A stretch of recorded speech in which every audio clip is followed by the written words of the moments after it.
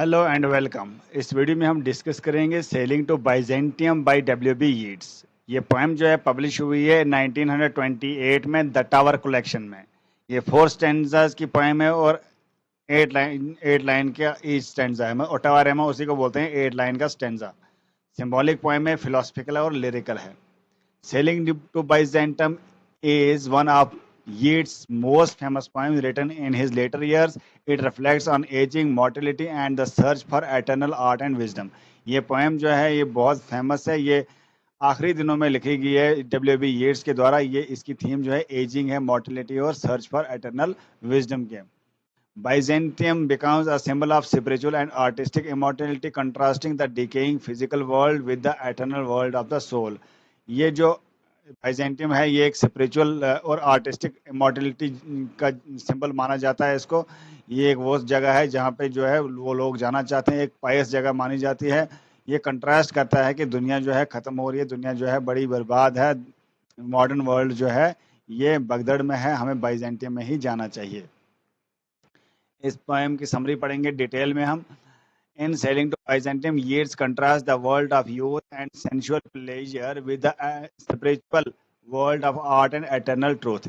इस पोएम में जो है डब्ल्यू पी यीट्स एक कंपेयर करता है एक ऐसा वर्ल्ड जिसमें सेंशुअल प्लेजर है, जिसमें मटेरियलिज्म है, जिसमें लोग ही लोग हैं, जिसमें रश है, जिसमें क्राउड है, जिसमें पैसे के पीछे लोग दौड़ते हैं, प्रैक्टिकल लाइफ है। और दूसरी तरफ जो एक ऐसा वर्ल्ड है जो स्पिरिचुअल है, जो रियल वर्ल्ड है, जो स्पिरिचुअलिटी की तरफ जाता है, जो अच्छा में जो रियल में सच्चाई है उसकी तरफ जाता है। इन दो वर्ल्ड को जो है पोएट कंट्रास्ट करता है, कंपेयर करता है। Poem opens with the line that is no country for old man. बोलता है ये कंट्री जो है ओल्ड मैन के लिए नहीं है, मतलब मॉडर्न जो वर्ल्ड है ये ओल्ड मैन के लिए नहीं है। Describing a place full of youth, physical love and natural cycle of life, but where the old are ignored and the soul is neglected.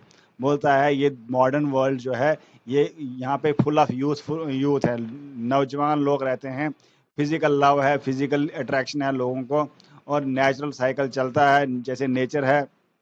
यहाँ पे ओल्ड लोगों को इग्नोर किया जाता है, ओल्ड लोगों को जो है निगलेक्ट किया जाता है। As an old man the speaker chooses to leave this world and metaphorically sails to Byzantium, a city symbolic of timeless artistic and spiritual symbol. तो यहाँ पे स्पीकर बोलता है कि इस मॉडर्न वर्ल्ड को छोड़ देंगे और मेटाफोरिकली जो है कहाँ जाएंगे, बाइजेंटियम जाएंगे। वो बाइजेंटियम जो है एक टाइमलेस जगह है, एक आर्टिस्टिक जगह है, स्पिरिचुअल विजडम वहाँ पे मिलती है। He seeks to be free from the aging body described as dying animal and longs to be transformed into something permanent like a golden bird in a Byzantine artwork that sings to generations. ये बोलता है कि ageing body जो हमारी normal मॉर्टल body है ये ageing हो जाती है, ये चाहता है कि ये एजिंग खत्म होनी चाहिए और डाइंग एनिमल की तरह जो है खत्म होनी चाहिए। हम मेरी बॉडी ट्रांसफर होनी चाहिए एक परमानेंट बॉडी की तरफ, मतलब एक लाइक अ गोल्डन बर्ड जो कि हमेशा जनरेशन के लिए जो गोल्डन बर्ड क्या करता है सिंगिंग करता है उस तरह होनी चाहिए। बोलता है कि इस वर्ल्ड से मैं भागना चाहता हूँ, यहाँ पे हमारे लिए जगह नहीं है, अब हम कहाँ जाएंगे, बाइजेंटियम जो एक स्पिरिचुअल दुनिया है जहाँ पे कभी कोई मरता नहीं, जहाँ पे जो है हमेशा के लिए अमर रहता है। तो ये अगर इस पोएम को पढ़ते पढ़ते आपको टेथोनस बाई अल्फ्रेड लॉर्ड टेनिसन याद आता है तो वो भी ज़रूरी है। वो उस उधर जो है वो गॉड से क्या करता है, बोलता है मुझे इमॉर्टिलिटी दो, बाद में उसको इमॉर्टिलिटी मिलती है, फिर बोलता है नहीं मुझे मरने दो। अब आगे फाइनल स्टेंजा में डब्ल्यू बी ईट्स क्या बोल रहा है, he imagines becoming such an eternal piece of art escaping time and death. Yeats uses Byzantium as a symbol for the ideal union of art, spirit and eternity, reflecting his belief in the mystical and the permanence of artistic achievement. Final stanza में जो है ये imagine कर रहा है कि एक eternal piece के लिए मैं जाऊं और एक ऐसा आर्ट बन जाऊं जो कभी डेथ से स्केप ना करे, जो हमेशा आर्ट इमॉर्टल रहे। बाइजेंटियम एक ऐसा सिंबल है, सिंबल ऑफ आर्ट है, सेपरेट हो एटर्निटी है, जहाँ पे कभी कोई खत्म नहीं होता है। Reflecting his believe in the mystical and the permanent, और बोलता है कि परमानेंस ऑफ आर्टिस्टिक अचीवमेंट, अगर वहाँ बाइजेंटियम जाऊँगा वहाँ एक आर्टिस्टिक अचीवमेंट हो जाएगी मुझे और वहाँ पे मैं हमेशा के लिए अच्छा रहूँगा। और इम्पॉर्टेंट जो इस पोएम में क्या है, the poem is philosophical, personal and symbolic meditation on ageing body versus soul and the redemptive power of art. तो यहाँ पे जो फिलोसफिकल पोएम है पर्सनल है, पर्सनल खुद के बारे में बोल रहा है और सिंबॉलिक है, क्योंकि बाइजेंटियम क्या सिंबलाइज कर रहा है, ये सिंबलाइज कर रहा है कि एक ऐसी दुनिया जहाँ पे कभी कोई ख़त्म नहीं होता है, वहाँ पे सोल जो है हमेशा के लिए रहते हैं।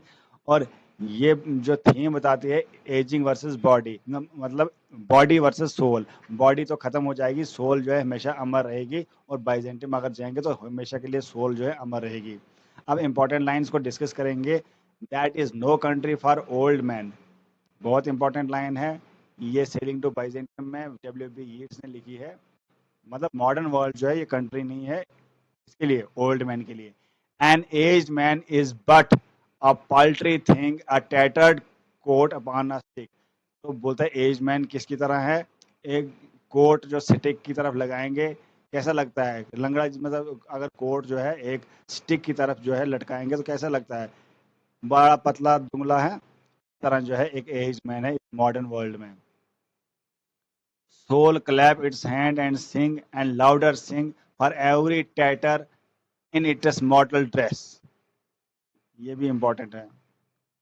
Once out of nature I shall never take my bodily form from any natural thing, but such a form as Grecian goldsmiths make।